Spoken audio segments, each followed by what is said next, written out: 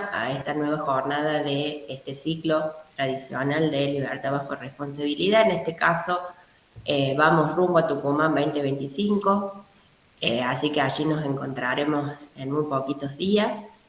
Y hoy nos convoca el tema del arbitraje societario y contamos con las brillantes exposiciones de los queridos amigos, la doctora Leoneda Schneider, el doctor Diego Coste, el doctor José Pablo Sala Mercado, y finalizaremos con el cierre a cargo del profesor emérito doctor Horacio Reutemann. Doctor Junchen Bass, si quiere tomar la palabra.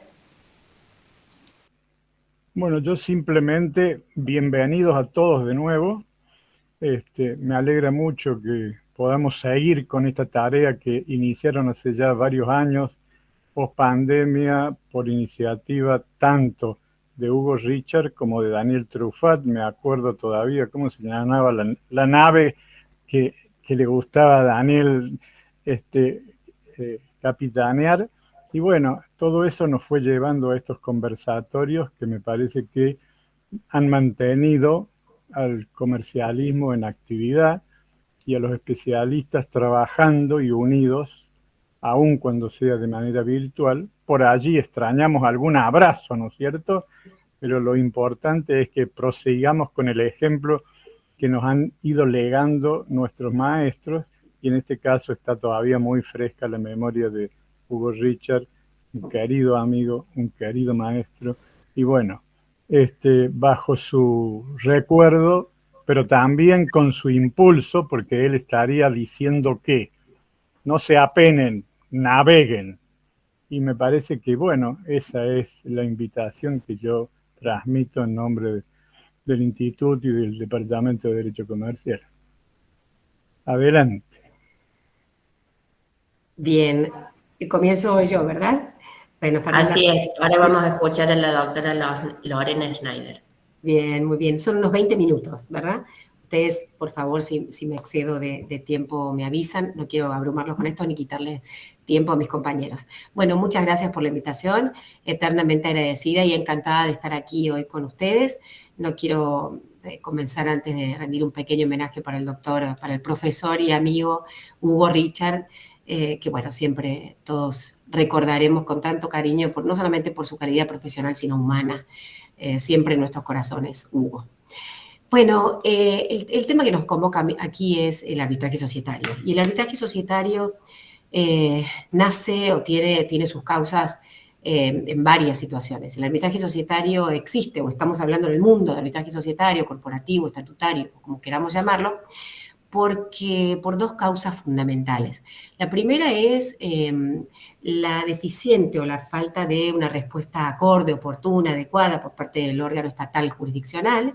Esto es lo primero que se ve. La justicia que está muchas veces abarrotada por la cantidad de trabajo que tiene. En otras ocasiones encontramos jueces saltando cantidades o pilas de expedientes, esto lo vemos todos los días, y en otros casos vemos una justicia a lo mejor no experta o poco experta en materia societaria únicamente, porque a lo mejor encontramos jueces que son absolutamente expertos en materia de concursos y quiebras, o en materia de consumo, de contratos y tantísimas otras situaciones, pero a lo mejor no tanto con la parte societaria. Y esto es una cuestión que impacta y que hace entonces que el arbitraje societario hoy se le vuelva...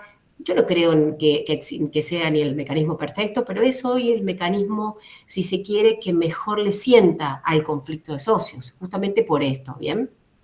Y la segunda de las cuestiones que encontramos aquí es, primero esto que dificulta mucho el conflicto de socios en juzgados abarrotados de situaciones, como veíamos recién, y en algunos casos, por supuesto, porque hay grandísimas excepciones, pero en algunos casos con menos preparación por parte de los jueces, y lo que también se ve son una particular predisposición o disposición de las causas societarias.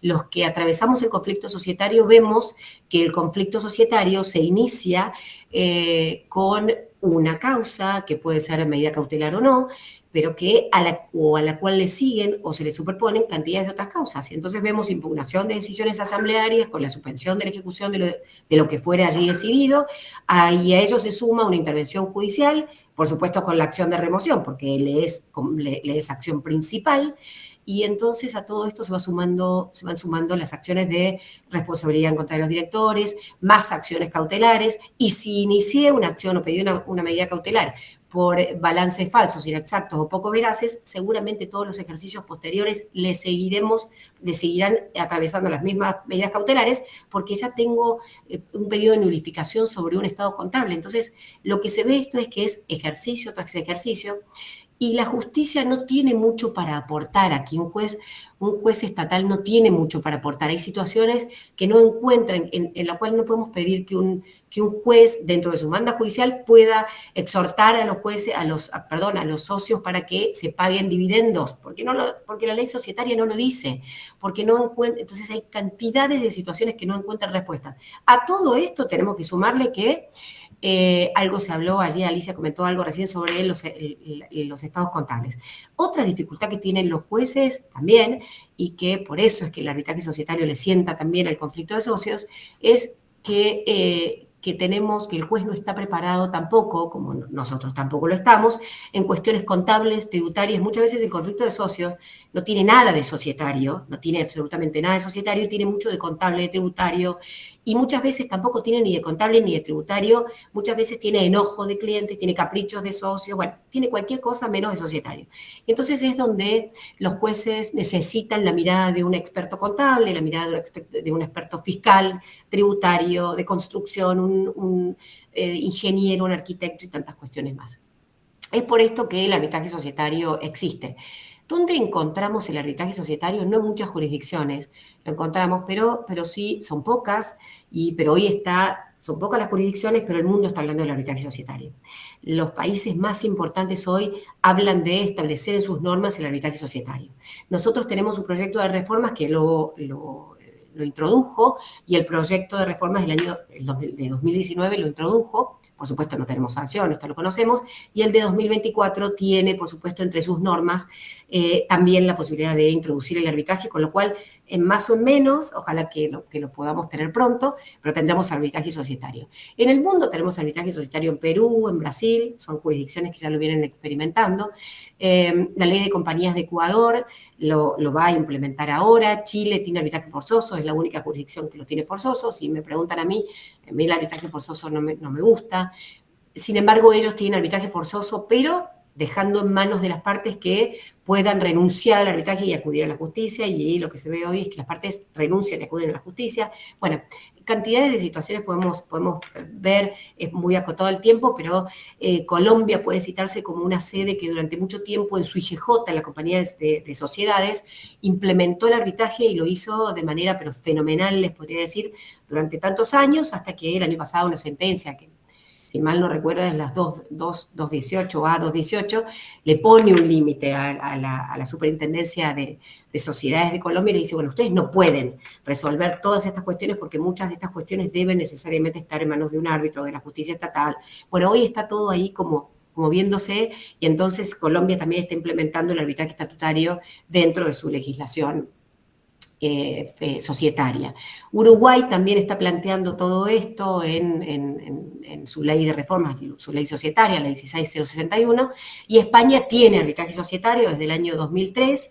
No funciona allí el arbitraje societario, no funciona bien, y hoy entonces España está trabajando fuertemente, sobre todo los centros, el CIAMSIAR, y podrían nombrarse otros centros, que están trabajando fuertemente en la implementación rigurosa del arbitraje estatutario dentro de sus normas, dentro de sus reglamentos, ya hablando de la justicia.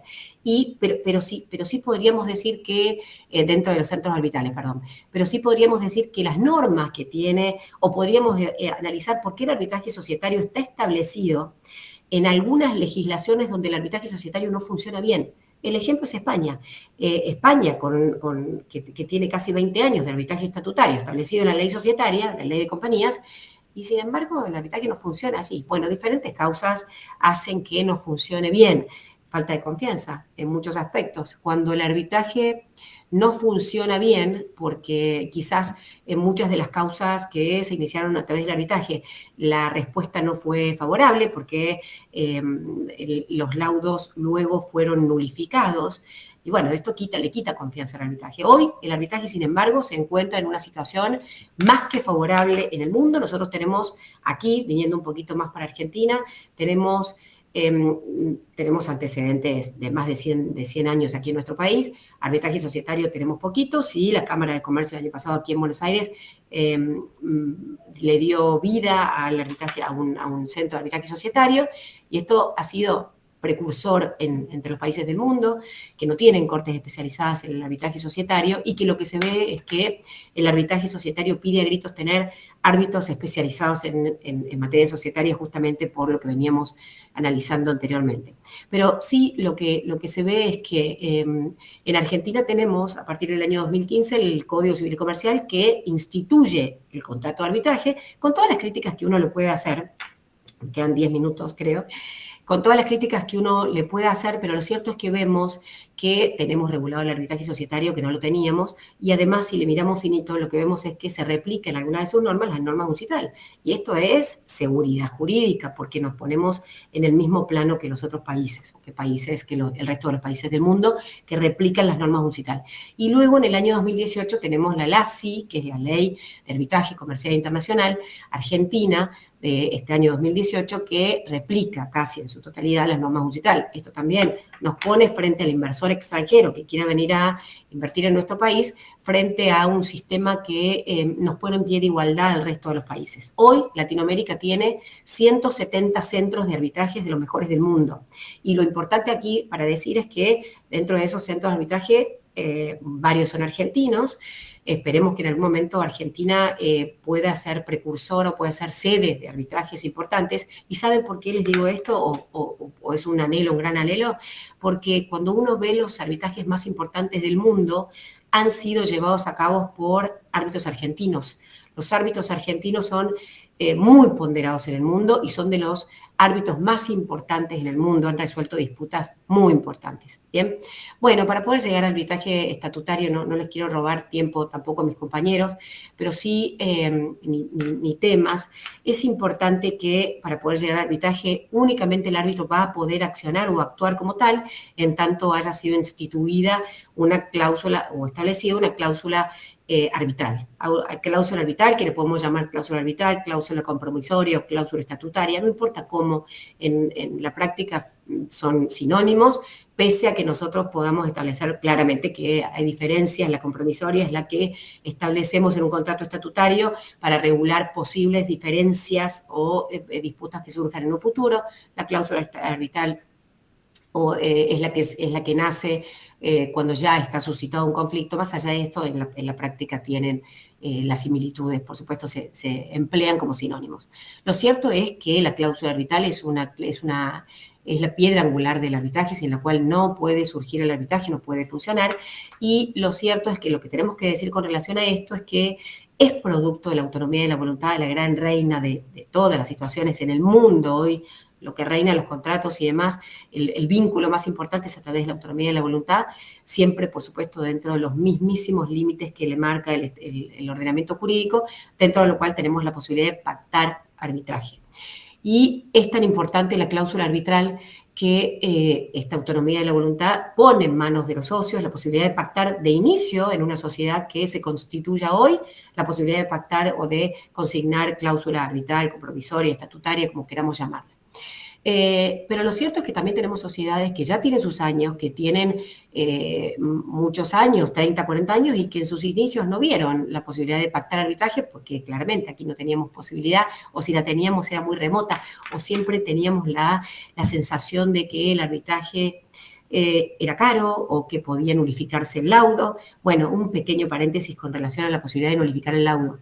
Hay fallos muy importantes en el mundo que han recibido y que han sido producto de un gran espaldarazo judicial para el arbitraje. Son los famosos fallos de los años 15 o los famosos fallos de los 15, que se llaman así porque fueron dictados por el Tribunal Superior de Justicia español, que en los días 15 de enero, 15 de febrero, 15 de marzo del año 2015, dictó una serie de laudos que llegaron a la conclusión o que terminaron diciendo que el juez no puede inmiscuirse cuando pretendo nulificar un laudo, no puede inmiscuirse sobre el fondo del asunto. Y lo que tiene que suceder acá es que se puede anular un laudo, en tanto y en cuanto yo pueda probar, esa es la palabra clave también acá, y pueda acreditarle al juez que hubo violación del orden procesal, es decir, que me fui impedido de ejercer mi derecho de defensa, que no pude presentar pruebas y que no pude hacer tantísimas cuestiones que tienen que ver con esto, pero que nunca tienen que ver o pueden tener que ver con el fondo del asunto. Yo no puedo ir en ningún caso con el mérito que tuvo el árbitro al actuar en ese momento. Y esto lo que nos pone es en una situación importantísima, porque esto se expande en el mundo y lo que hace es decirnos a todos, ojo, que los laudos no pueden anularse. Y si pueden anularse, tiene que ser únicamente porque las partes no hayan podido ejercer su defensa en juicio, etcétera, etcétera. Y esto se traduce en seguridad jurídica. Es decir, que nos dice a todos es el valor que tiene un arbitraje. Nadie puede, si no es frente a estos casos en concreto, ir en contra del mérito de la cuestión de fondo que haya decidido el árbitro. Bueno, esto es importantísimo, es seguridad jurídica traducida, nadie me va a anular un laudo, traducida en riqueza para las naciones. Si tengo seguridad jurídica, vienen las inversiones y esto se traduce en riqueza para las naciones y demás. Y entonces lo que puedo hacer es, como decíamos recién, establecer cláusula arbitral de inicio dentro del estatuto, o puedo con posterioridad para estas otras sociedades que nombrábamos recién, que son las que no tenían cláusula estatutaria de inicio, no constituyeron la sociedad con eso, pero que tienen la posibilidad hoy de modificar sus estatutos y de incluir cláusula estatutaria. Bueno, acá se abren dos paraguas grandes. Uno es, puedo modificar el estatuto. Bueno, cantidades de situaciones se abren aquí.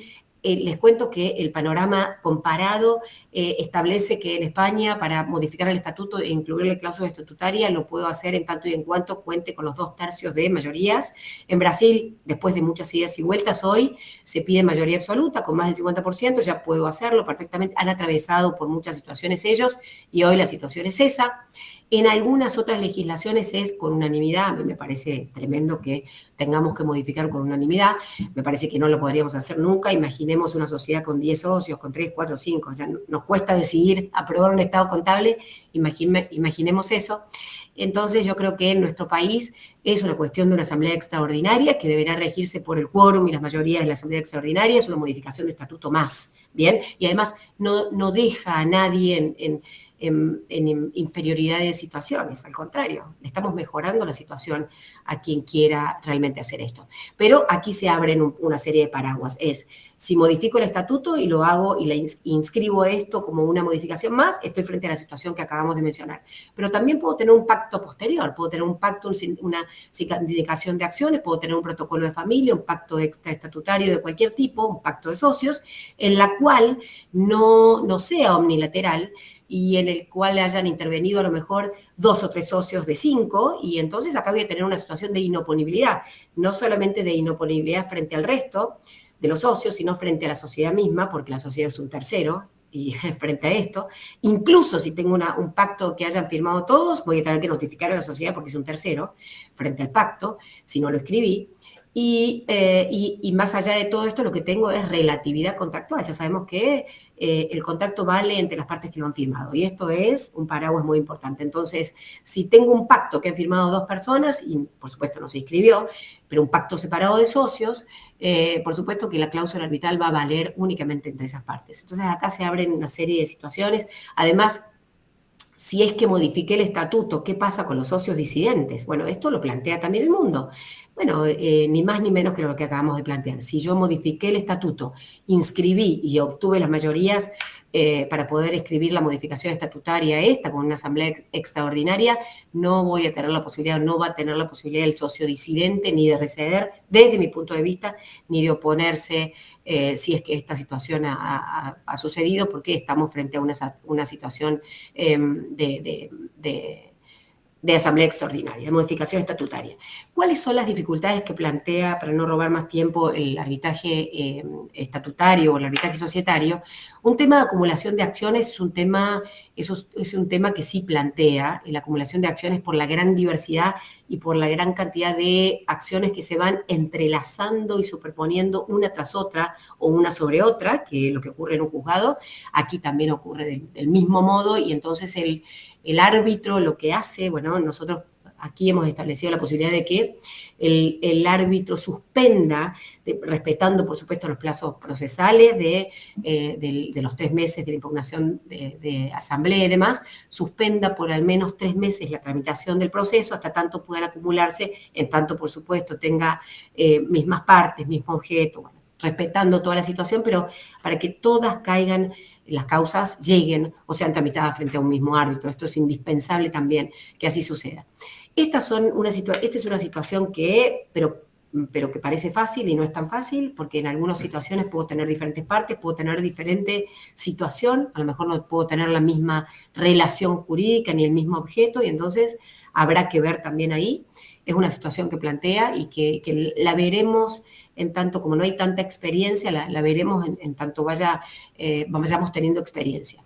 Otra de las situaciones es los terceros, las compañías que son controlantes de una compañía controlada que tenga cláusula estatutaria establecida, y entonces cómo llego, si la controlada no tiene bienes, cómo llego a la controlante que no tiene cláusula estatutaria, la tiene la controlada, cómo llego a la sociedad que controla todo, a quien toma finalmente las decisiones. El mundo hoy se desespera por conocer quién es el beneficiario final. Bueno, si tengo una de estas situaciones, no me va a ser tan fácil llegar al controlante, pero sin embargo, si el árbitro tiene posibilidades absolutas de poder llegar, en tanto y en cuanto hoy dice la jurisprudencia en el mundo, están hablando de que si se puede establecer que hay una misma realidad jurídica, lo cual no es fácil, en algunas situaciones puede ser fácil, en otras no, y por supuesto que tengo el principio de relatividad contractual que en principio me cierra todos los caminos, pero si logro establecer este tipo de situaciones, y ya hay muchos precedentes, podré perfectamente extenderle la responsabilidad al controlante, ¿bien? Y otras situaciones son el financiamiento del arbitraje. Hoy esto se está dando, nos parece a nosotros muy lejano esto, pero es el costo del arbitraje. Si bien lo que se ve es que al expandirse tanto el arbitraje, lo que tiene es que todas las instituciones lo que quieren es tener arbitrajes, y entonces lo que se ve en la actualidad es que se están bajando los costos. Hoy hay una guerra en el mundo por bajar costos del arbitraje. Esto es lo que se ve, y yo creo que va a redundar en un gran beneficio para el arbitraje. Y por el otro lado es que los arbitrajes que sean grandes y que no puedan acceder por falta de liquidez, hoy en el mundo encuentran la figura de las terceras partes financiadoras, que hasta las Cortes de Delaware están emitiendo recomendaciones y demás sobre la premisa de que muchos, hasta los estudios jurídicos, compañías de seguros y los mismos bancos están financiando arbitrajes. Yo creo que esto también va a llegar a nuestro país en algún momento, más o menos, y sería beneficioso que así sea, pero con reglas claras, es decir, con la obligación de decir quién es la parte financiadora, por supuesto, y revelar, por supuesto, todo, y que la parte financiadora no se convierta en una verdadera parte, porque sea la que esté tan interesada, que sea la que comande y lleve el accionar de los propios abogados del litigio y demás. Bueno, hay tantísimas cuestiones para ver ahí, podríamos hablar de cada uno de estos temitas mucho tiempo, hay mucho para hablar, hay mucho para desarrollar, y bueno, yo no quiero quitarles más tiempo a mis compañeros, hasta aquí llego, espero que podamos reunirnos muchas veces más, y bueno, y decirles que estoy muy agradecida por estar en este lugar que es de mi tierra natal. Así que bueno, muchas gracias por la invitación, y un abrazo grande a cada uno de ustedes. Me quedo aquí escuchándolos. Gracias. Muchísimas gracias, Lorena. Bueno, cuántas preguntas que nos dejas planteadas, y así que bueno, trataremos de repetir más seguido estas jornadas de arbitraje. Doctor José Sala. Bueno, gracias Fer, gracias Pancho, felicitaciones Lore, y gracias también por haber aceptado rápidamente, como siempre hace Lore, bueno, todos, Diego también, Horacio también. Un gusto estar acá con todos ustedes, recordar también antes de empezar la memoria del gran maestro y amigo, Hugo, así cortito, porque si no ya nos emocionamos todos y hay que seguir. El tema que yo quiero abordar y compartir con ustedes, por supuesto, conclusiones casi nunca, más que todo reflexiones y ver si entre todos podemos seguir tejiendo, es el arbitraje en las sociedades de familia. Básicamente, para no superponernos, nos dividimos los temas, un tema que a mí realmente me apasiona y creo que tiene mucho para profundizar, es el arbitraje como mecanismo idóneo para la resolución de conflictos, ¿no es cierto?, en las sociedades familiares, ¿no? Por las patologías propias que presentan y las particularidades que tienen las empresas de familia. Entiendo, miren, el arbitraje, yo siempre que hay algún instituto que estamos repasando, no sé por qué, pero siempre voy a la Biblia a ver si lo encuentro, ¿no? Y claro, el arbitraje está en la Biblia, digamos. El arbitraje está como un mecanismo idóneo para resolver los conflictos en la Biblia, sin ir más lejos, en Job 9:33, ustedes tienen ahí, si hubiera al menos un árbitro entre nosotros que pusiera su mano sobre los dos, ¿verdad? Entonces, como lo entiendo, una verdad revelada desde el punto de vista de mi realidad personal, ni más ni menos que apoyarme, ¿no es cierto?, en Sagrada Escritura para decir el arbitraje es un mecanismo idóneo para resolver los conflictos. El derecho judío desde hace 5.700 años lo utiliza. En alguna charla anterior, incluso con Juan Carlos Veiga y compañía, hablábamos sobre el derecho de receso y lo importante que era, ¿no es cierto?, el arbitraje como mecanismo para resolver a veces la disputa societaria y los derechos de salida de los socios, incluso para evaluación de compañía. Escuchaba recién a Alicia y demás, ¿no es cierto?, lo que tiene que ver con la evaluación de compañía. No me voy a extender porque todo lo que vamos comentando siempre da para un tema nuevo, pero en definitiva sembrar el campo para hablar de este arbitraje en sociedades de familia. Y un poco voy a entrar directamente a lo que yo entiendo son las ventajas del arbitraje en las sociedades de familia. Si vamos a la celeridad y la eficiencia, evidentemente que es una ventaja. Las sociedades de familia muchas veces son más familia que sociedades, ¿verdad? Es decir, las empresas de familia son más familias que empresas. La familia se enferma y traslada automáticamente su enfermedad o su patología a la compañía, y en definitiva lo que terminamos teniendo es la compañía rehén de la familia patológica, ¿no? Y entonces, ¿qué pasa siempre? Bueno, se empiezan a paralizar las decisiones por motivos que no tienen mucho que ver con el andamiaje económico de la empresa. Los empleados empiezan a conocer de esto, los empleados buenos y jerárquicos generalmente empiezan a levantar la vista y ver qué oportunidades da el mercado para poder irse a otras empresas, y los empleados que más o menos no tienen a dónde ir son los que nos queda. Entonces nos queda lo costoso y se nos van los activos, ¿no es cierto?, de la empresa en marcha productiva, ¿verdad? Entonces esa eficiencia y esa celeridad es un valor fundamental en lo que es el arbitraje para las empresas de familia. Sin ni más ni menos que decir que el arbitraje generalmente en 6 a 8 meses lo tengo terminado, con un laudo. Ese laudo muchas veces es inapelable. Si vamos al Código de Procedimiento Civil y Comercial de Córdoba, para los procedimientos orales, en lo que es primera instancia es muy similar al arbitraje, ¿no es cierto?, lo que sería el acta de emisión, en este caso es la audiencia preliminar. Luego tenemos las audiencias complementarias para tomar la prueba, ¿verdad? Y en definitiva la sentencia. Pero después tenemos la apelación y eventualmente la casación y el recurso extraordinario. Y ahí se nos va, ¿no es cierto?, esta celeridad de la que estamos hablando. Por eso el arbitraje es un mecanismo con total celeridad y eficiencia idóneo para los conflictos familiares. Escuchaba recién a Lore hablar también de la cláusula compromisoria y la cláusula arbitral. Bueno, yo por supuesto que trato de alentar la cláusula compromisoria, el tiempo de la contratación de fondos. Es decir, cuando vamos a constituir sociedad y estamos todos a los besos y a los abrazos, ahí hay que poner la cláusula compromisoria, porque después cuando salta el problema, no siempre es fácil llevar a la gente al arbitraje. El que no tiene razón y sabe que eso se va a develar en un procedimiento corto y de única instancia, difícilmente yo lo pueda llevar al arbitraje, ¿no es cierto? Mucho más conocido como, entendemos todos, un procedimiento de caballero. Entonces, la verdad es que la cláusula hay que tratar de incorporarla al tiempo de las relaciones sanas, ¿no es cierto?, al tiempo de constitución.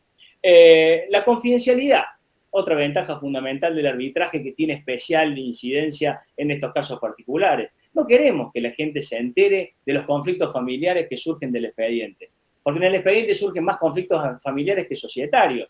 Hablaba Lore recién también, muchas veces los conflictos no son societarios, muchas veces los conflictos son de relaciones intrafamiliares, interpersonales, que no tienen que ver con la sociedad en sí misma. De repente, uno de los socios, por haber sido postergado por los padres, ¿no es cierto?, traslada a la sociedad toda su ira, y la sociedad termina siendo la víctima de este conflicto. La confidencialidad es fundamental. Y además para mantener la buena imagen. No queremos que la competencia, no queremos que los clientes, no queremos que los proveedores, no queremos que el Estado se entere de que estamos en un conflicto societario familiar que muchas veces, ¿no es cierto?, tiene características bélicas trascendentales. La especialización. Hablaba recién Lore de esto de que los conflictos, y te voy citando Lore porque mientras vos ibas hablando yo también iba repensando, y está bueno que enganchemos los dos. Hablábamos de la complejidad a veces de los conflictos que no necesariamente se reducen a cuestiones societarias.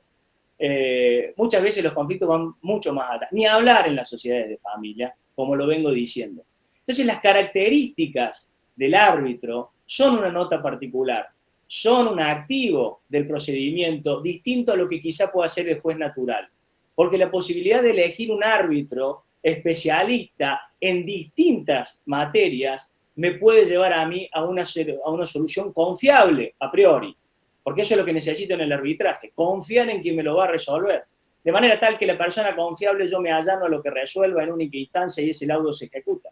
Y entonces el árbitro yo no necesariamente un árbitro institucional, de lista de árbitros, puede serlo, puede ser un árbitro ad hoc, en donde yo voy moldeando, fíjense, en la Organización Mundial de la Propiedad Intelectual hay 2.000 personas que estamos en la lista de árbitros, y muchas veces el conflicto moldea el perfil del árbitro, es decir, un árbitro sudamericano, que conozca el derecho particular, pero que además tenga experiencia en administración de empresas, pero que además sepa de propiedad intelectual, pero que sepa de sociedades, pero que haya estudiado PNL, programación neurolingüística, que entienda un poco de los mapas mentales de las personas que intervienen en los conflictos, de manera tal que en las audiencias pueda tratar de seducir, porque hay una etapa previa al laudo, en donde el árbitro, sin adelantar opinión, por supuesto, como corresponde, tiene la posibilidad, por la proximidad con las partes, de seducir, de decir, miren, ustedes van a encontrar un mejor camino que yo si dicto el laudo. Y sepan que, sin adelantar la opinión, esto está planteado de esta manera. Acá hay riesgos, y los riesgos están claros. El árbitro puede ir viendo también e ir convocando a las partes según la circunstancia particular para tratar de acercarlas a un acuerdo. Esa especialización es fundamental y sí creo que es un valor agregado del arbitraje. Ese árbitro a medida. Por otro lado, la flexibilidad del procedimiento. Porque aunque estemos en un arbitraje ad hoc, ni hablar, pero si estamos en un arbitraje institucional, como decía Lore recién, acá la autonomía y la voluntad es la reina, nada impide a poder establecer en conjunto con el árbitro, en la primera audiencia, en el acta de emisión, cómo vamos a llevar adelante el procedimiento. Y porque el procedimiento tiene que ser rápido, porque el procedimiento no sostiene o no se sostiene o no se jacta en códigos procesales o procedimientos abstractos, porque la situación en particular demanda urgencia, demanda necesidades, porque viene una licitación en 3 meses y necesito certeza. No puedo estar 8 meses. Estamos de acuerdo en que esto se va a llevar de esta manera, las audiencias se van a programar de esta manera. Disponibilidad plena del árbitro, a diferencia del pobre juez. El juez tiene acaudalada, ¿no es cierto?, su oficina de la cantidad de fallos que tiene que dictar y resoluciones que tiene que sacar antes del pronto despacho. El árbitro tiene que garantizar disponibilidad plena, tiene que abocarse al tema. De hecho, los árbitros no somos árbitros todos los días, somos árbitros cuando se nos llama el conflicto en particular y lo aceptamos. Eso es el árbitro, ¿verdad? En definitiva, el procedimiento puede adaptarse a las necesidades del conflicto de la familia y de la empresa. Y eso también es un valor que quiero resaltar. El mantenimiento de las relaciones. Esto es relativo, pero hay alguna doctrina de arbitraje que lo sostiene, y lo quiero citar. A priori, el arbitraje, entendido como un proceso de caballeros, de proximidad con las partes, quizá no tenga la agresividad, a priori, ¿no es cierto?, que sí tiene un procedimiento jurisdiccional. Por el solo hecho de haberse sometido al árbitro, de intentar una única instancia, de esa relación confidencial, quizá pueda sembrarse un escenario en donde las relaciones, no digo se mantengan igual que antes del conflicto, pero quizá esas relaciones puedan pensarse a largo plazo, aunque más no sea con las bases y los parámetros que establezca el laudo. Por eso es importante que un laudo no solamente establezca la decisión del caso, sino cómo se va a ejecutar. Por eso es importante que el árbitro no se desentienda con el laudo, sino que además pueda participar, esto lo tienen que aceptar las partes, de la ejecución del laudo. Porque el árbitro que dice hasta acá llegué, lo decidí, hagan con esto lo que quieran y eventualmente vayan a la ejecución de sentencia judicial, ¿verdad? Y no interpreta su propio laudo o no lo establece en el laudo cómo se va a ejecutar, muchas veces se supera una etapa pero se crea una nueva de otros conflictos. El cumplimiento y la ejecución del laudo, recién hablaba Lore de los grupos, ¿no es cierto?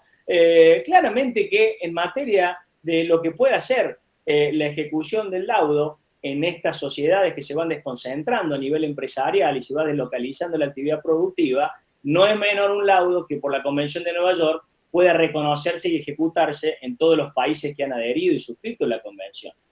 Los laudos no tienen bandera, se suele decir, mientras que las sentencias son de un juez nacional. Esto es relativo también, pero lo cierto es que en el plano internacional la regla es el arbitraje y la excepción, ¿verdad?, es la jurisdicción estatal. El mayor control que tiene el árbitro sobre el proceso, bueno, esto también ahora los códigos en sus reformas lo han adoptado. Acabo de hablar del procedimiento oral establecido en el Código de Procedimiento Civil y Comercial cordobés. Bueno, claramente el juez en este caso tiene el sartén por el mango, ¿no es cierto?, y lleva el procedimiento. La minimización de los costos a largo plazo, decía Lore recién, se trata de reducir los costos, y sí, hay tanta competencia que tengo que ser tentador. Tengo que ser competitivo como organización o como institución de arbitraje. Entonces tengo que tratar de tener costos de mercado. Pero además de los costos de mercado que tengo que tener y la confiabilidad, el arbitraje es mera confiabilidad. No importa si tengo 10 edificios, ¿no es cierto?, para el centro de arbitraje. Importa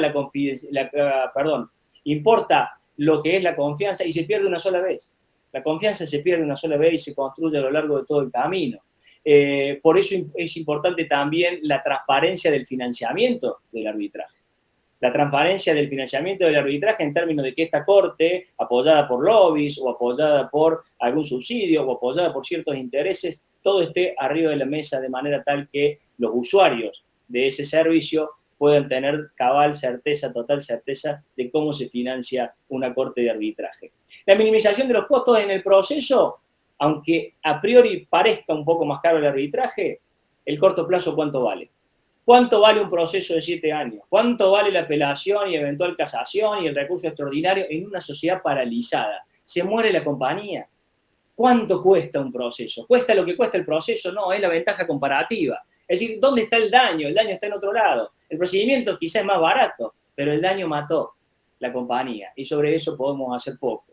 Entonces, eso también es importante en las sociedades de familia, entenderlo y capitalizarlo dentro del plano arbitral. ¿Cuándo considerar el arbitraje? Yo me hice algunas notas, ¿no es cierto? Cuando hablamos de soluciones técnicas y prontas, evidentemente, cuando la urgencia lo demanda, cuando las cuestiones de gobierno corporativo y las políticas internas así lo requieren, cuando estamos dentro de evaluación de participaciones, cuando estamos dentro de los acuerdos parasocietarios en materia de su inoponibilidad a la compañía, pero su impacto directo en la compañía, deben resolverse rápidamente, las acciones de responsabilidad, es decir, todo lo que pase dentro del plano societario o parasocietario tiene que estar la cláusula inserta, lo decía Lore recién, porque el marco del arbitraje es la autonomía de la voluntad y para eso tiene que haber una decisión clara. Adelanto otra cosa, a los abogados nos encanta redactar y nos encanta poner nuestro agregado de valor. Bueno, contrariamente a eso, en una cláusula arbitral no hay ningún agregado de valor. Copiemos la cláusula institucional. Porque si uno no copia la cláusula institucional y redacta la cláusula como se le ocurre, después esa cláusula hay que interpretarla y por el principio competence del árbitro, que va a interpretar su propia competencia y eventualmente de la institución arbitral donde recaiga el arbitraje, si esa cláusula no está bien redactada, al cliente le trasladamos un problema. Y está lleno de cláusulas patológicas mal redactadas que en realidad demoran más porque en vez de encarar el problema estamos 4 meses viendo quién nos atiende. Por denegación del servicio de justicia en la institución arbitral, porque el juez se declara incompetente y vamos y venimos hasta que alguno nos reciba. Por ende, hay que insertar las cláusulas modelo que para eso están predispuestas por los organismos de arbitraje institucional. ¿Qué tipo de arbitraje podemos pensar? Bueno, por supuesto que los 4 tipos de arbitraje que van de suyo, ¿no es cierto? Estamos hablando del arbitraje de derecho institucional, del arbitraje institucional y de equidad, del arbitraje ad hoc y de derecho, y del arbitraje ad hoc y de equidad. Cada uno tiene sus virtudes y por supuesto tiene sus desventajas, y con esto voy un poco cerrando. Según la situación en la que estemos, en mi plano personal, yo estoy en favor siempre del arbitraje institucional de derecho. Me parece que es el que da mayor previsibilidad. Primero porque está la institución a la vista. Importantísimo que esto de la construcción de la confianza por las instituciones. Las listas de árbitros tienen que estar actualizadas. No puedo tener una lista de árbitros donde tengo 15 árbitros, de los cuales 3 reciben los casos, y los otros 12, ¿no es cierto?, no están activos. Hasta roza la publicidad engañosa, les diría, ¿verdad? Porque yo me estoy sometiendo a una institución arbitral donde creo que tengo el elenco de 15 árbitros y a la larga que están 3 operativos. Entonces, es importante en ese sentido que las listas de árbitros estén actualizadas. Es importante que el currículum de los árbitros esté actualizado para que permita la impugnación del árbitro.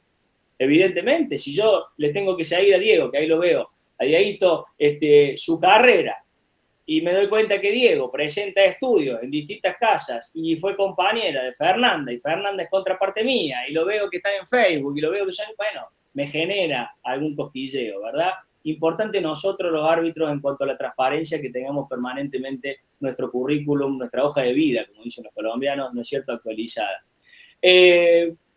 El arbitraje de derecho e institucional da mayor previsibilidad. Sabemos que la solución tiene los límites del derecho, evidentemente, y sabemos que el árbitro va a salir de una lista, ¿no es cierto?, que tiene que pasar ciertos filtros para estar ahí en la institución arbitral. Pero además, el monitoreo del arbitraje está a cargo de la institución, que no quiere que nos demoremos, que quiere que el laudo salga en tiempo propio, que quiere que se respete el reglamento, ¿verdad? Entonces hay un monitoreo externo de parte de la institución por sobre el árbitro. Ese, para mí, a priori, cuando todavía no sabemos cómo se va a desencadenar el conflicto, sería el que otorga mayor previsibilidad. El arbitraje institucional y de equidad, bueno, tiene las características de que el árbitro va a ser de la lista de árbitros, ya sé cuál es la institución, ya sé cuál es la lista de árbitros de las cuales va a sortearse el árbitro, pero luego la decisión va a ser conforme su leal saber y entender y los principios de equidad. Ahí puede haber, ¿no es cierto?, el grado de incertidumbre, ¿no es cierto?, que a mí por lo menos a veces no me reconforta tanto. Saliendo de lo institucional y yendo al arbitraje ad hoc, el arbitraje ad hoc de derecho me permite como ventaja el árbitro a medida. Cuando el conflicto ya está instalado, el árbitro a medida es importante, porque a veces es ir a buscar, miren, sabemos que Diego, Lorena, Pancho, Claudio, Alicia, el árbitro en particular, Fer, ¿no es cierto?, es la persona idónea, vamos las dos partes a él y nos sometemos, ¿verdad? Eso en el arbitraje ad hoc, cuando el conflicto ya está instalado, en empresas de familia sobre todo, buscar el perfil del árbitro y moldearlo a medida del conflicto no es un tema menor, ¿bien? Y que sea de derecho, ad hoc de derecho, bueno, el límite en la resolución, por supuesto, va a estar fundado en derecho, ¿verdad?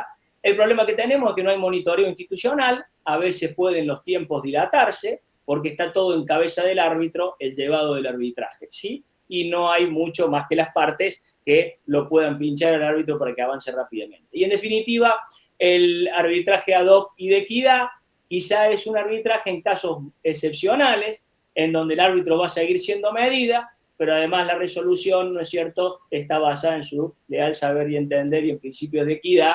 Quizá en esos casos es donde mayor incertidumbre a priori genera. Pero cuando el conflicto está instalado, puede ser una solución dentro de la variable que ofrece el arbitraje.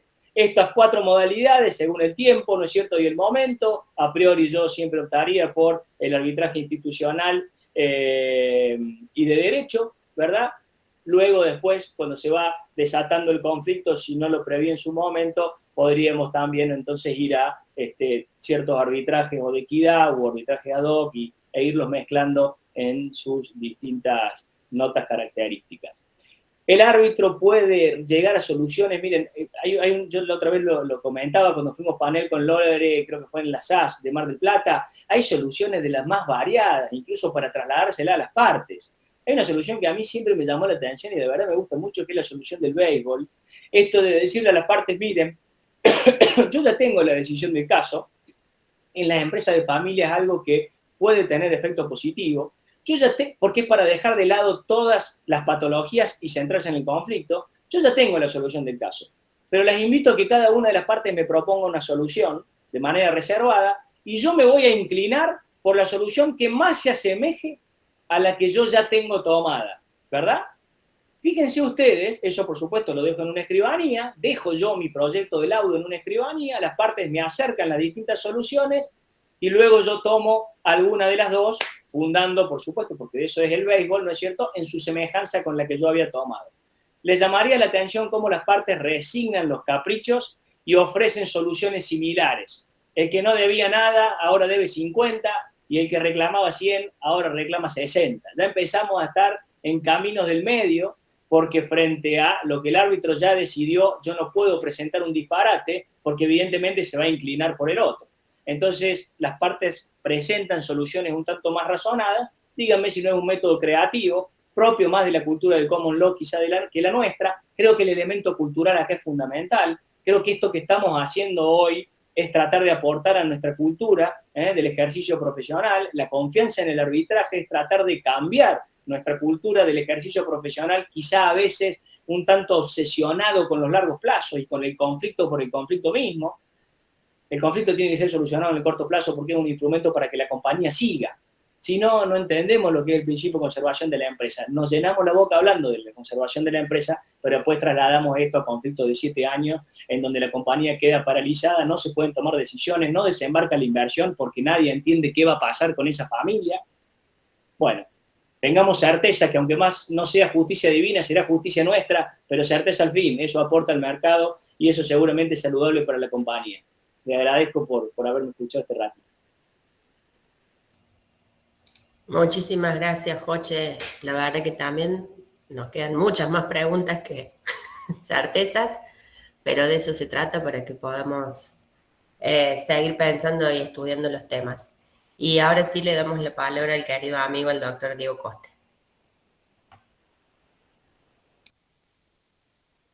Hola, ¿me escuchan bien? Perfecto, Bueno, perfecto. hola Fernanda, muchas gracias por la invitación. Le agradezco muchísimo darme la oportunidad de poder compartir con ustedes algunas opiniones y experiencias. Les pido disculpas por no estar con traje, pero estoy en la montaña, así que era o venir con la ropa de nieve o poner alguna camisa. Es más, acabo de echar a toda mi familia a la habitación, así que tengo un momento de paz. Em, Esta charla yo la preparé desde la experiencia que tuve la suerte, tengo la suerte de tener, de participar en un tribunal con muchas causas, ¿no? Las últimas veces que hemos conversado siempre son temas más de tipo académicos, pero en los últimos tiempos hemos estado advirtiendo una falta de cooperación bastante fuerte de las partes en los expedientes. Eh, no es por mérito mío. El tribunal donde estoy tiene muchas causas. Entonces yo ya participé en estos 4 años en más de 100 arbitrajes.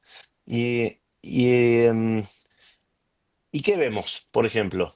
Que las partes cuestionan sin ninguna clase de fundamento la cláusula arbitral. Van a la justicia la rechaza. Por suerte, Mar del Plata tiene una cultura arbitral bastante fuerte y defiende bastante al tribunal. Entonces, tanto en impugnaciones de laudo como en medidas cautelares, como en cláusulas de competencia, no se meten salvo que sea algo demasiado grave. Eso es una ayuda. Pero las partes igual atacan el solo efecto dilatorio. Si van a la justicia, piden la incompetencia para ir al arbitral. Y si van al arbitral, viceversa. Es decir, son tácticas dilatorias muy comunes. Y el otro tema es la recusación sin causa de los árbitros o meter pedidos de recusación con causa, etcétera, que tampoco tienen fundamentos. Nosotros somos bastante cuidadosos, como lo escuché decir a Joche, sobre el deber de revelación, pero aún así pensemos que son ciudades, me imagino que en Argentina pasa lo mismo, donde todos nos conocemos, entonces siempre hay un punto de contacto, y si no, nadie podría ser árbitro. Otro tema es la resistencia a cumplir con los laudos o con las medidas cautelares, forzando a que se tenga que ir a la justicia. Eh, los pedidos dilatorios, llenos de ofrecimientos de prueba, de cuestionamientos. Y muchas veces los árbitros tienen lo que se llama en doctrina el due process paranoid, ¿no? La paranoia del debido proceso. Entonces vos le decís, uno piensa, si no le doy esto que es algo realmente dilatorio, capaz que algún juez después piensa que no le cumplimos alguna prueba y nos declara nulidad del laudo en perjuicio de todas las partes. Entonces a veces uno tiene el incentivo de decirle, bueno, démoselo total, el arbitraje es rápido, escuchemos qué dicen y después decidimos lo que nosotros pensamos. Pero eso está mal también. Eh, y la peor que nos está pasando, bueno, otra, antes de llegar al punto que es lo que me motivó a hablar de este tema, otra es la impugnación de los laudos. Mayoritariamente, los reglamentos de tribunales institucionales eh, tienen la renuncia a la apelación, ¿no? Es decir, lo que queda es un recurso de nulidad, que son causales muy limitadas, verdaderamente son cuestiones bastante graves. Violación del derecho de defensa, fallar fuera del plazo, fallar sobre temas que no estaban previstos. Eh, no me acuerdo, alguno más. Pero es muy común que se interpongan recursos de nulidad, que en realidad son recursos de apelación disfrazados de nulidad. Y eso dilata la cuestión, porque va a la Cámara y la Cámara se toma 3, 4 meses y aunque resuelva como corresponde, los arbitrajes duran menos de un año. El 98% de los casos duran menos de un año. Y son 4 meses solamente para tratar un recurso de nulidad que en realidad es un recurso de apelación. Bueno, y la otra, que es la que vemos con mayor, peores ojos, es la conducta obstruccionista de las partes para colaborar en el procedimiento. Esto es un tema que yo mismo estoy aprendiendo. Hace 4 años que soy árbitro y recién ahora me empiezo a entender la cultura arbitral. Nosotros tenemos una mente judicial, una mente de los procesos judiciales. Tardé 3 años en darme cuenta verdaderamente lo que es ser un árbitro. Después de una y otra vez hasta que entendí. Eh, en el arbitraje hay que cooperar. Las partes, no es el equivalente jurisdiccional, como ha dicho alguna corte española, el equivalente jurisdiccional del sector privado. No, las partes decidieron que las cuestiones que ellos tenían y que eran arbitrables las decían los privados fuera del Poder Judicial. Y eso es un contrato. Y eso implica otras reglas. Eso implica tener que colaborar. Pero no colaborar. A nosotros nos formaron para litigar con astucia, no para cooperar, ¿no? Entonces es muy difícil hacer entender a las partes que tienen que litigar de buena fe, porque piensan, es como la teoría de los juegos, yo voy a actuar de buena fe y el otro va a actuar de mala fe, entonces yo voy a perder, entonces no me conviene. Entonces entras en un dilema de prisionero que termina siendo totalmente ineficiente. Y la verdad que en la experiencia nuestra, los árbitros se dan cuenta de todas esas maniobras. Tan es así que a mí me da vergüenza algunas cosas que he hecho en el pasado y no las hago más, porque igual todo el mundo se da cuenta de esto. Es ridículo. Te da vergüenza. También aprendes de lo que no hay que hacer, lo ves y te ves reflejado en eso.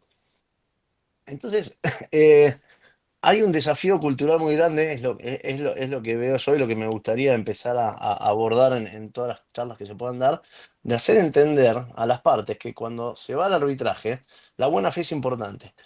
La buena fe y el principio de colaboración no significa actuar contra uno mismo. Nadie va a ir a un procedimiento arbitral para autoinfligirse daño. No somos masoquistas.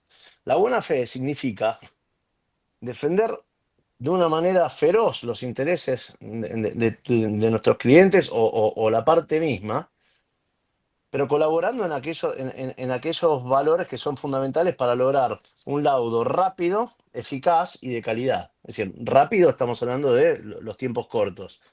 Eficaz, que sea ejecutable, y de calidad, que esté bien fundado. O sea, ¿qué se espera de todo proceso? Que sea rápido, eficaz y de calidad. Lo de los costos de alguna manera va de la mano con todo eso. Si un laudo se llega de manera rápida, es eficaz porque es ejecutable y es de calidad, y los costos siempre van a ser más reducidos en nuestra experiencia. Cuanto menos tarda un procedimiento y la cosa es correcta, y los costos son reducidos. Ahora, para que los laudos sean rápidos, de calidad y eficaces, tenemos que lograr que las partes cooperen. Con esa cultura que tenemos del equivalente jurisdiccional, estamos acostumbrados, cuando hablamos de buena fe, en realidad, desde el punto de vista negativo, es no actuar de mala fe.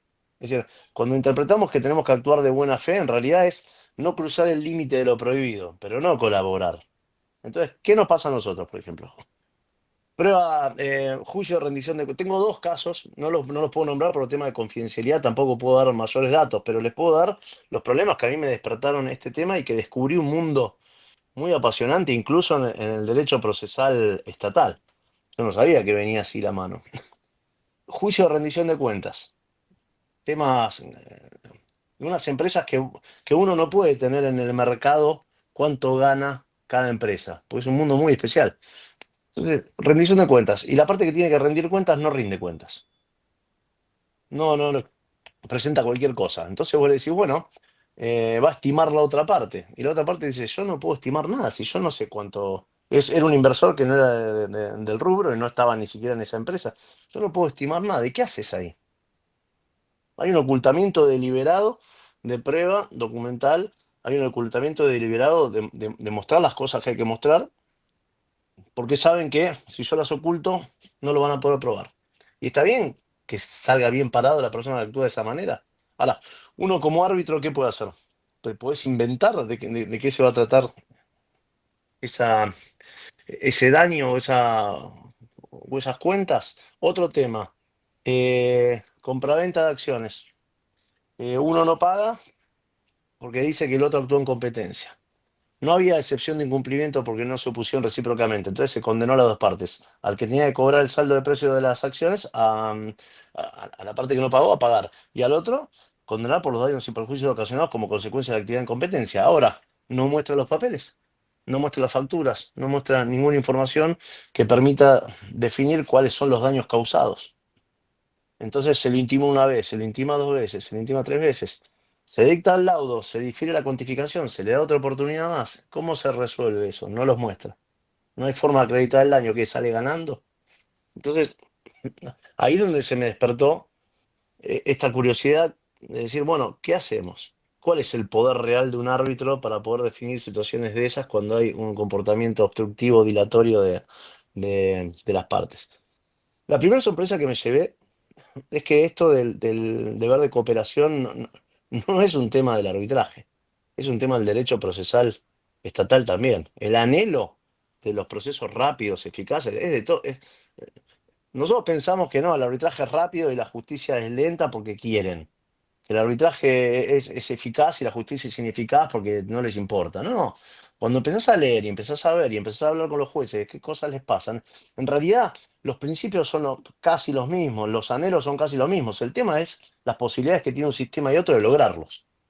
Ahora, cuando vamos a las normas y cuando vamos a la doctrina, miren las cosas que empecé a ver, que nunca me había fijado. Código procesal, bueno, acá Joche, Lore y varios de los presentes lo van a conocer. Bueno, Lore en su vida pasada de Córdoba, pero... eh, artículo 316 del Código Procesal de Córdoba. La conducta observada por las partes durante la sustanciación del proceso podrá constituir un elemento de convicción corroborado en las pruebas para juzgar la procedencia de las respectivas pretensiones. ¿No? Se puede meter en el fondo. Código Procesal de Corrientes, 327. La conducta observada por las partes durante la sustanciación del proceso puede constituir un elemento de convicción corroborante de las pruebas para juzgar la procedencia de la respectiva pretensión. Lo mismo. El artículo 9 del Código de Jujuy, voy a saltear la parte, dice, toda conducta contraria a los deberes de actuar de colaboración, etcétera, permite a los jueces extraer conclusiones sobre el fondo del asunto. Lo mismo el de Tucumán. El proyecto de reforma del Código Procesal Civil y Comercial de la Nación del 2019 dice colaboración procesal. Las partes, el juez y los terceros y quienes participen tienen que cooperar para obtener en tiempo razonable una solución justa. Su incumplimiento injustificado generará un indicio en su contra. Vamos a las normas del derecho internacional o del arbitraje internacional. Acá me estoy refiriendo al arbitraje doméstico porque es mi experiencia. No tengo mucha experiencia en arbitraje internacional. Pero como el arbitraje, como la jurisdicción arbitral en el comercio internacional es la regla y no la excepción, casi todas las soluciones que podemos extraer de manera creativa las podemos extraer de ahí y adaptarlas a nuestro derecho. Hay un debate muy grande, por lo que leí, entre las normas IVA y las reglas de Praga. ¿Qué pasa ahí? Parece que el mundo anglosajón impuso de alguna manera, aunque fue disfrazado de algo equilibrado, unas reglas de cómo interpretar la prueba, etcétera, a través de la International Bar Association. En la práctica, estaba bastante alejado de lo que estaban acostumbrados los abogados civilistas. Entonces hubo una contrapartida en lo que se llama las reglas de Praga, que tiene más que ver con el espíritu, del derecho continental. Pero no me voy a meter en todos esos detalles. Lo que sí les voy a decir es que los dos establecen lo mismo en este punto. Dice las reglas de IVA, ¿no? Las de la IVA sobre la prueba. Si una parte no suministrare, sin explicación satisfactoria, un documento requerido, bla, bla, bla, bla, el tribunal arbitral podrá inferir que ese documento es contrario a los intereses de esta parte. Eso es propio de todos los códigos procesales nuestros también. Si una parte no cumpliere sin explicación satisfactoria con poner a disposición cualquier otra prueba, no la documental, incluyendo testimonio solicitada por una parte, el tribunal podrá considerar que esa prueba es contraria a los intereses de la parte. Y hay más, pero después me voy a detener acá y con esto termino las referencias, que pueden ser aburridas, pero me parecen interesantes para hacerles entender a ustedes que es una tendencia mundial el principio de cooperación con sanciones fuertes. La regla de Praga, artículo 10, y dice conclusiones desfavorables. Ese es el título del artículo 10. Si una parte incumple las órdenes o las instrucciones del tribunal arbitral sin justificación, el tribunal arbitral, cuando corresponda, podrá derivar conclusiones desfavorables para esa parte sobre ese aspecto o sobre el fondo del asunto. Entonces, ¿qué quiere decir todo esto? Y lo leí también en un artículo de Berizonce que hablaba de la eficacia de los procesos judiciales ordinarios, no del arbitraje. Que como no tenemos cultura de cooperación y se confunde cooperar con ser tonto, una de las formas que puede permitir a las partes entender que actuar de mala fe, no es gratuito, es a través de las sanciones.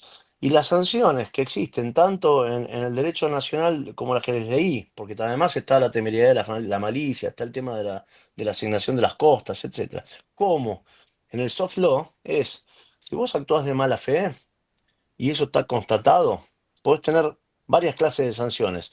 Las tres que me parecen aplicables en Argentina son las siguientes. La primera, que nosotros lo hacemos bastante, asignar las costas a la parte que no cooperó. Eso duele, no es gratuito. La segunda, temeridad y malicia, a veces se pone duro porque hay que sancionar a los abogados y uno, mal o bien, depende del caso, tiende a no meterse, tiene que ser algo muy grave para sancionar a abogados. No es común que se lo haga, salvo cuando corresponde. En esos casos sí. Y la otra es las inferencias adversas. En estos casos que les comenté, nosotros dijimos, bueno, por ejemplo, en el tema de la compraventa de acciones con el deber con el deber no competir. Dijimos, bueno, ¿cómo resolvemos este tema si no tenemos los elementos? No, nos vamos a basar en estas posibilidades que nos dan de alguna manera los principios del derecho con el aliciente de estar en un mundo arbitral que no tenemos normas imperativas. Nosotros tenemos que garantizar, ¿no?, que cumplir solamente con el debido proceso constitucional, el principio contradictorio, la bilateralidad, el principio de audiencia. Con eso está bastante cubierto. ¿Qué dijimos? Bueno, si esta persona reclama X cantidad de dinero, pongamos 100, por saldo de compraventa de precio, saldo de precio de compraventa de las acciones, y tiene una condena en contra por daños y perjuicios, si no muestra los papeles, un agente racional, ¿qué haría? Si no muestra los papeles es porque el daño causado es igual o superior al que está reclamando. Entonces dijimos, bueno, mira, te vamos a condenar hasta el límite de tu reclamo. Porque habíamos puesto, como lo intimábamos bajo apercibimiento de que la otra parte estime los daños. ¿Qué hizo la otra parte? Estimó unos daños ridículos. Entonces nosotros teníamos la habilitación de condenarlo sobre la base de la estimación que hacía la otra parte. Pero la otra parte tampoco actuó de buena fe. Entonces también teníamos que luchar contra esa falta de cooperación de las dos. Y dijimos, bueno, una persona racional, si no muestra los papeles, es que lo que tiene para cobrar es menor que el daño que causó. Ahora, como el otro tampoco estimó de una manera muy razonable, pusimos el límite y salieron compensados. ¿Es la mejor solución? Nunca va a ser la mejor solución. ¿Es perfecta? Nunca, no tenés los datos.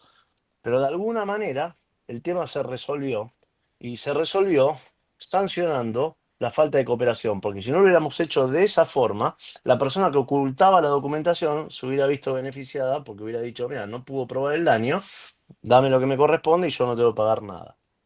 Entonces, en resumen, el principio de cooperación en el mundo, no digo que sea una moda, pero está bastante instalado.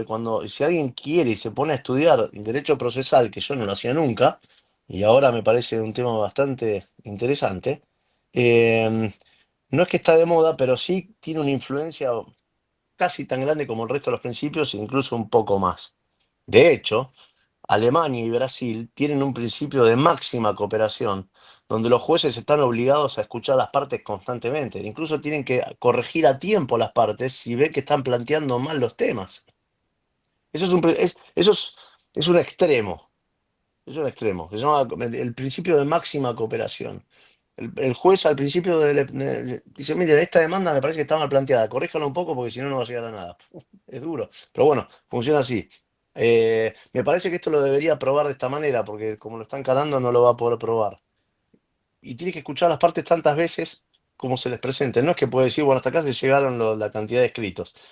¿Funciona en Brasil? Más o menos, porque lo mismo que pasa en Argentina. Podés meter el mejor procedimiento del mundo y después no tienen tiempo los jueces de atender cada causa.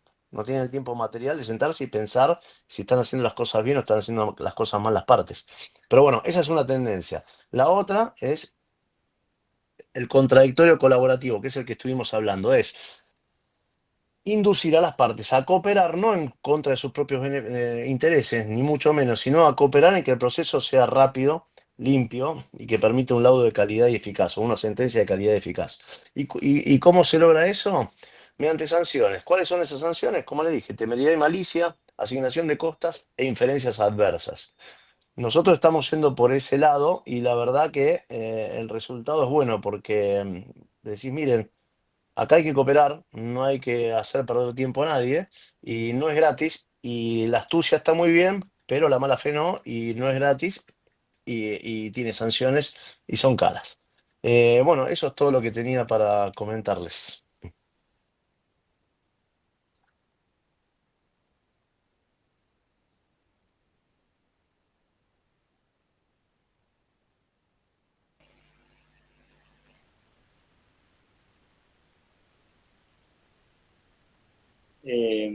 Fer, ¿estás?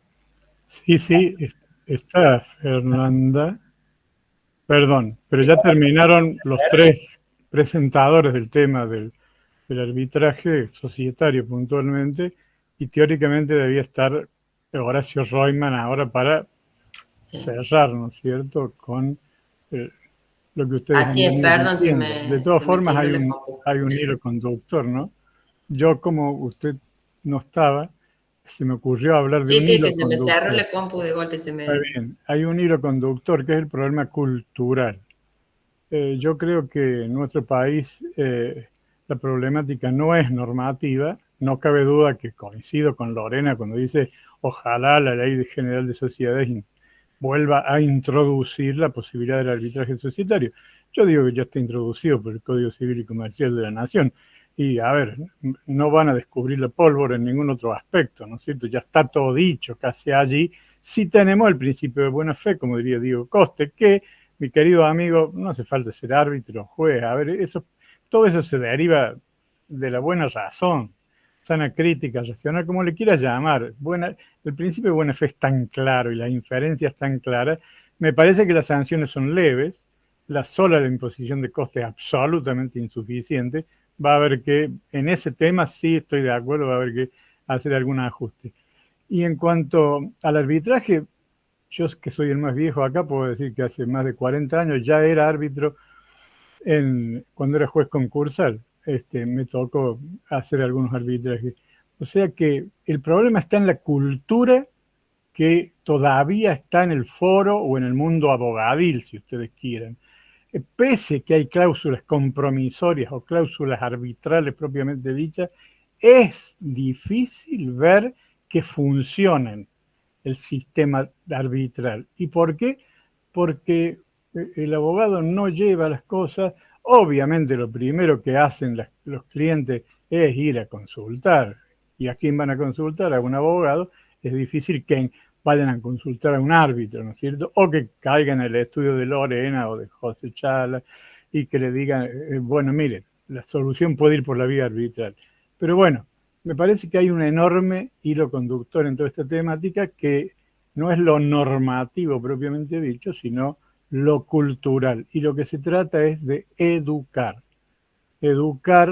nuevamente en la formación abogadil a los fines de que realmente los tribunales arbitrales, por ejemplo en el caso del Colegio de Abogados de Córdoba, el Mercado de Valores de Córdoba, la Bolsa de Comercio de Córdoba, y en cada una de las localidades el arbitraje empiece a funcionar, y cuando dé buenos resultados, obviamente el efecto cascada se va a producir. No sé, es lo que se me ocurría a mí en estos momentos como reflexión genérica, ya que el doctor Horacio Royman, por algún motivo que desconozco, no ha llegado a cumplir su función de cierre en orden a las cuestiones arbitrales. Lo otro que se me ocurre es, Fer, le demos un derecho de réplica, entre comillas, perdón. Estamos en el mundo arbitral, a Lorena, a Joche y a Diego, como para que ellos hagan algún tipo de cierre, de reflexión final. Yo le diría, Lore, a ver, ¿cuáles serían las 3 ideas principales de sus reflexiones finales de lo que ha oído por los 3 expositores, lo mismo José y lo último Diego? Bueno, ahí se me motivó. Bueno, felicitaciones a los expositores. Gracias, Pancho, por todo lo que acabas de decir. Yo coincido plenamente con esto que acabas de decir. Creo que es una cuestión cultural. Creo que el arbitraje, no podemos desconocer estos antecedentes. Esto no es un tema nuevo. Y tampoco creo que sea el sistema ideal. Es hoy lo mejor que tenemos, creo yo, para poder brindarle un apoyo a las empresas desde un plano de la seguridad jurídica y dejar de fomentar este conflicto de socios que muchas veces es fomentado por los mismos abogados. Nosotros tenemos que hacer un mea culpa también muy grande con eso. ¿Dónde llevamos a los clientes con tanta demanda una tras otra y una sobre otra? Bueno, esto creo que es un tema muy importante. Y a la par de esto también decir que lo que se ve también en el mundo es que como crece el arbitraje, que tanto está creciendo y que tanto se ha desarrollado, yo creo que esto también va a dar una fuerte iniciativa para que todo se vaya perfeccionando. Del mismo modo que esto está pasando ahora, de que todos estamos hablando de repente del arbitraje como si fuera algo nuevo e ideal, no es nuevo. Lo acaba de decir Pancho, y nosotros tenemos en nuestro país más de 100 años, y Joche lo acaba de decir, lo encontramos en las Sagradas Escrituras, o sea, esto no tiene nada de nuevo. Pero sí lo que va a traer es un perfeccionamiento. Ustedes tienen en Córdoba tribunales societarios, con jueces societarios. Y lo que va a traer esto es que los jueces van a empezar a abrir, yo no soy juez, pero van a empezar a abrir los ojos muy grandes y van a verse en la necesidad de especializarse y de tener cortes o tribunales especializados en conflicto de socios. Ojalá que esto pase también para que la vara no se vaya completamente al arbitraje, y del mismo modo que esto creo yo va a pasar, porque además en Brasil tiene cortes especializadas posteriores a la ley del año 96 de arbitraje, que fomenta jueces especializados, pero absolutamente expertos en conflicto de socios, y esto es lo que está sucediendo hoy, pese a la ley de arbitraje y a las cámaras. Yo tengo mucho conocimiento de las cámaras brasileras. Lo que se ve es que la justicia societaria hoy está ganando terreno por sobre las cámaras. Eso está ocurriendo hoy en Brasil. Yo creo que va a ocurrir en todos los ámbitos, que la justicia se va a empezar a especializar, y además que se va a abrir también el camino al mediador societario. Para las compañías mucho más chiquitas que no tienen acceso, el mediador societario como un arma enorme. El mediador tiene hoy un rol muy importante para resolver disputas societarias en pequeñísimas empresas. Y entonces yo creo que todo esto que estamos acá hablando va a redundar en beneficio del arbitraje, en beneficio de la justicia más especializada en conflicto de socios y en beneficio del mediador, del rol mediador, que también debe especializarse en conflicto de socios. Así que bueno, este es mi aporte. Gracias por todo. No, por favor, gracias Lorena. Muy clara como siempre lo tuyo. Gracias. Joche o doctor Sala Mercado. Gracias, Doc. Veo una mano de levantada, no sé si de Pablo Monte antes que Chiarini. No, que es Alicia Pereira. Es Alicia Pereira que quiere hablar. Bueno, solamente, justamente iba a contar la experiencia de Rosario, que el arbitraje, por más que el arbitraje se utiliza para las grandes empresas, es absolutamente resistido por lo mismo que vos dijiste, Pancho, un problema cultural. Y Lorena me sacó la palabra porque yo me iba a referir precisamente a la resistencia que tuvo la mediación también, y que fue necesario ponerla de carácter obligatorio, y el problema, como dice Pancho, está en el litigante. Y yo, Diego, me quedé encantada con una frase que dijiste, litigar con astucia.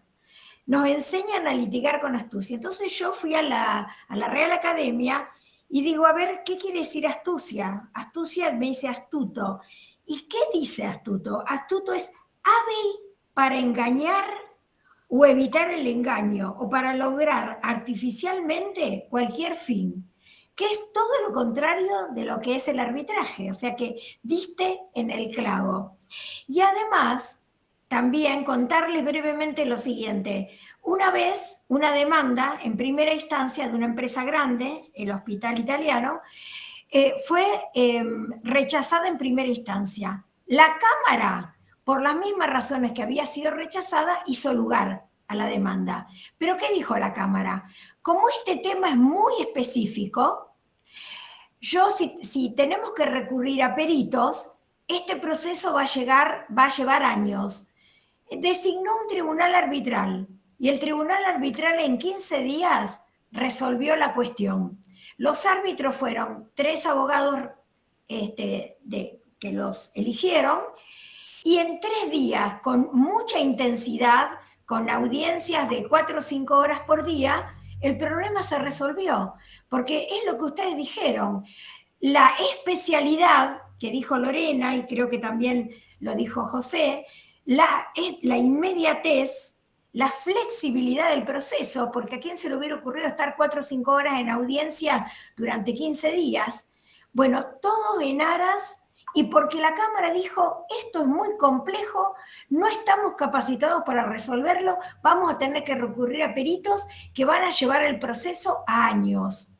Entonces, fíjense la importancia que le dio precisamente a resolver la cuestión por arbitraje. Bueno, me pareció fantástico, es un problema cultural y vamos a tener que cambiar la cabeza, como tantas cosas nos están haciendo cambiar la cabeza, y en aras de resolver las cosas con inmediatez, con buena fe y con equidad, vamos a tener que aconsejar a nuestros clientes que vayamos por el arbitraje. Nada más que eso, muchas gracias. Bueno. Gracias, Alicia. Joche, ¿querés agregar algo? Sí, primero felicitar a todos los que hablaron, a Diego, a Lore, bueno, la intervención de Pancho, a Alicia. En primer lugar, coincidir con todos sobre esta realidad cultural. Sí quiero decir que en realidad nos pega de lleno a nosotros los abogados, en realidad es la cultura nuestra. Es decir, cuando uno habla de la realidad cultural no está hablando de la realidad del cliente, está hablando de la realidad nuestra. Es decir, los que llevamos los conflictos hasta el más allá y hacemos muchas veces que las compañías, porque no somos un medio, sino un fin en nosotros mismos, somos los abogados, ¿no es cierto? Es decir, en esto no hay que correr el cuerpo, hay que hacerse cargo de lo que nos toca a cada uno en el examen de conciencia, pero la verdad es que nosotros fundamos una corte en el Colegio de Abogados de Córdoba, entendiendo que la fundábamos en la Casa del Abogado, de hecho así es, y cuesta, a mí no me gusta la palabra evangelizar, porque digamos, creo que otras cosas se evangelizan, pero en definitiva cuesta que algo que viene de nuestra propia casa nosotros lo adoptemos, y la verdad es que el cliente se compromete si el abogado le dice que se comprometa. Es decir, si uno le dice al cliente, este es el mejor camino, por esto y por aquello, así como con cláusulas de salida, con cláusulas de arrastre, con lo que ustedes quieran, también la cláusula compromisoria, si esto no es un derecho menos ni más que el resto, ¿verdad? Es una cláusula más en el estatuto para dirimir los conflictos, incluso conflictos menores, accidentales. No puede ser que un conflicto en el devenir de la sociedad que se plantea con cierta asiduidad, vayamos todo el tiempo a tribunales. y estemos 5 años por una impugnación de asamblea. Entonces, a la larga va mucho más de la mano de la dinámica comercial y la necesidad de la compañía y de los propios accionistas, socios de la familia, ¿sí? Por otro lado, la cláusula escalonada, como decía Lore recién, también cobra vida, tomando también lo que decía Alicia que había pasado con la mediación. Yo creo que la mediación toma otro rigor si sigue de un arbitraje. Porque ya no estoy mediando para dilatar entendiendo que me voy a ir a 7 años y extorsiono en la mediación porque después tengo la peleación, la casación y el extraordinario. No, yo sé que si no arreglo ahora que estoy mediando, después me tengo que mojar en el arbitraje y en 8 meses tengo un laudo inapelable. Entonces no es lo mismo la mediación seguida de arbitraje que la mediación en abstracto seguida de todos los procesos judiciales habidos y por haber, más allá que sea prejudicial obligatoria o no, no es lo mismo. Para mí realza. La misma negociación entre partes, saquemos al mediador del medio. ¿No es cierto? La negociación directa, para mí cobra otro sentido y otro rigor. Y por última instancia, reafirmo, y en esto yo sí creo que es el valor diferencial, la multidisciplinariedad que puede tener el árbitro. Porque un árbitro que sea especialista en sociedades, que haya hecho un MBA, que sepa que haya pagado sueldo, miren lo que le digo, o sea, un árbitro que entienda de organizaciones y que entienda del costo comparativo de llevar el arbitraje a buen puerto, no tiene precio para la empresa y para los accionistas. Entonces, esto de que hablamos de la PNL, decir, no, esto no es hablar de un ideal utópico, no, realmente los árbitros se tienen que preocupar para que los usuarios los elijan. ¿Y cómo es la forma? Y formándose, y mostrando lo que decíamos, este deber de revelación y demás, yo soy esto, ¿no es cierto? Bueno, en examen ciego, este prototipo de árbitro me lleva a la persona de Diego Coste, ¿no es cierto? Bueno, listo, será entonces el árbitro idóneo, o la persona de Lorena. Entonces, en definitiva, sí creo que nos va a exhortar a todos, por esta litigación de buena fe y demás, a tratar de ser mejores en el ejercicio de profesión. Porque además hay muchas cosas hoy que se resuelven en automático, todo hoy es vértigo. No podemos, mientras resolvemos todo con inteligencia artificial, estar 7 años en la justicia.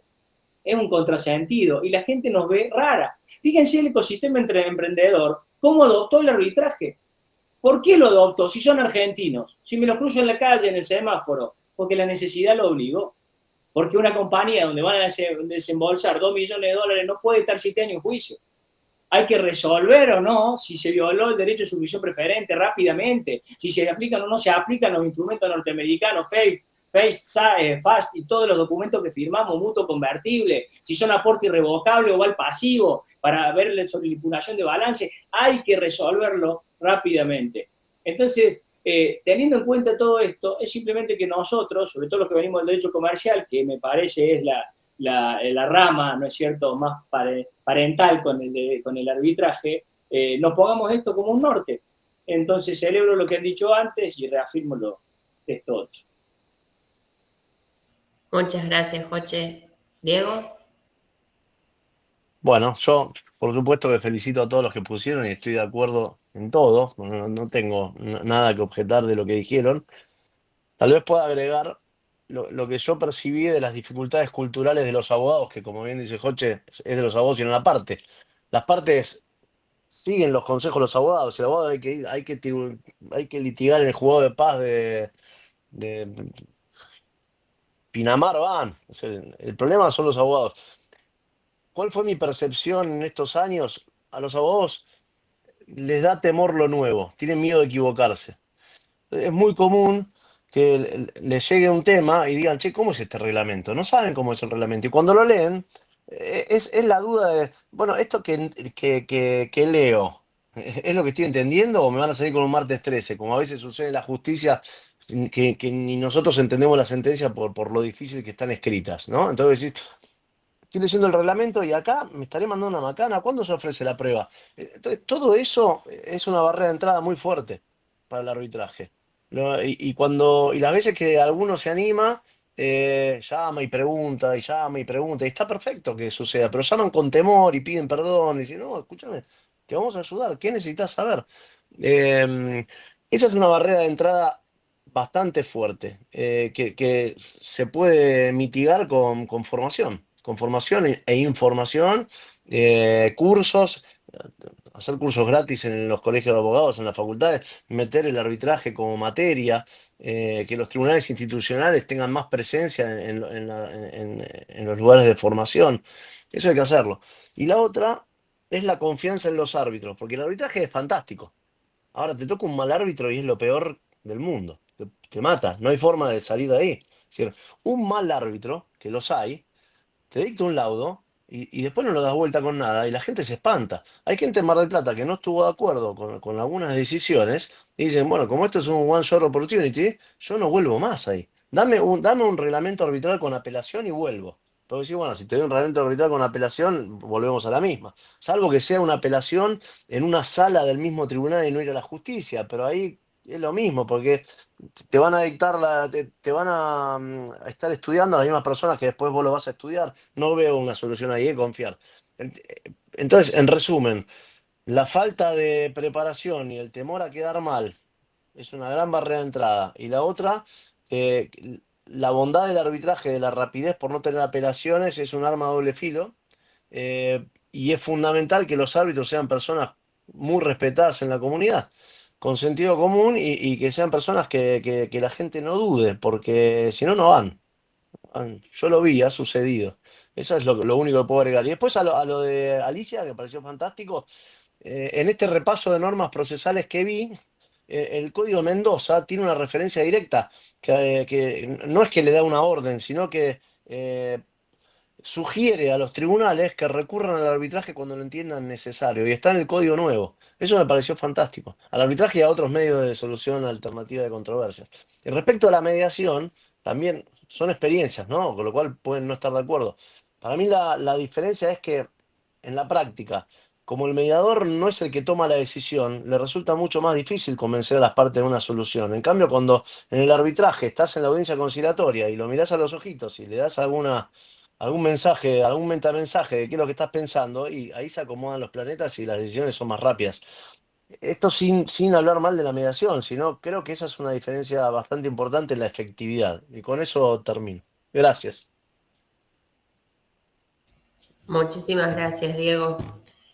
Bueno, nos quedamos todos pensando, pero sí me gusta que a pesar de, bueno, de todos los años que vamos llevando adelante este ciclo de conversatorios, siempre estamos dando vueltas sobre lo mismo, la importancia de lo que es el principio de la autonomía de la voluntad en todo lo que emprendemos y cómo nos cuesta a todos, más allá de aceptar el arbitraje o lo que sea, darnos nuestras propias reglas y cumplirlas.